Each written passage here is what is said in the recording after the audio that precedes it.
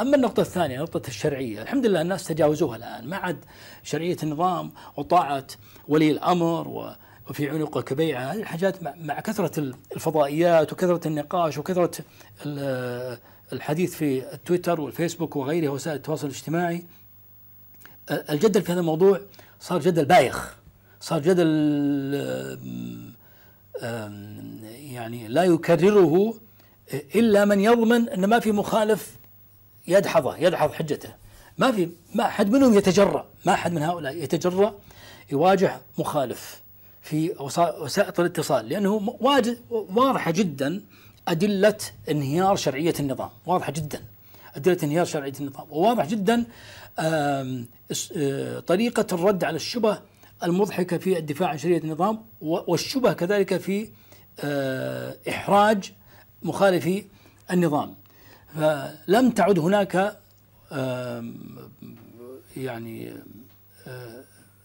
لم يعد هناك مجال بعد توفر المنصات الحرة في النقاش سواء في الفضائيات أو في وسائل الاتصال لهؤلاء أن يواجهوا أهل الخير، أهل كلمة الحق في قضية شرعية النظام.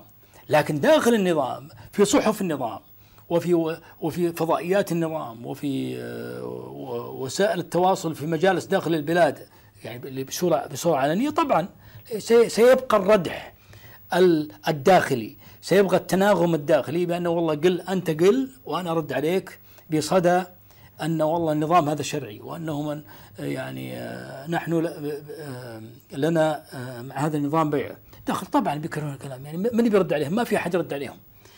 تفاصيل هذا الكلام إن شاء الله سنقولها، مع أن قلناها وسبق نشرناها عدة مرات، نقولها إن شاء الله في جلسة القادمة، لأنه لا يزال بعض الإخوة يطالبوننا بتكرارها. يعني مفهوم الشرعية بغض النظر، مفهوم الشرعية نظريا مفهوم الشرعية الدينية، ومتى يصبح الحاكم شرعي ومتى لا يصبح شرعي، وماذا تعني الشرعية، وما معنى ولي الأمر، ما معنى الطاعة، وما معنى يعني ما هي الإلزامات في مفهوم الطاعة، وكذلك ما يتبع ذلك من مفهوم الخروج، أو الفرق بين الخروج الاصطلاحي والخروج اللغوي، ومتى يصبح الإنسان فعلا خارجيا، وما هي الشبه التي تثار حول هذا الموضوع. نناقشها إن شاء الله في الجلسة القادمة.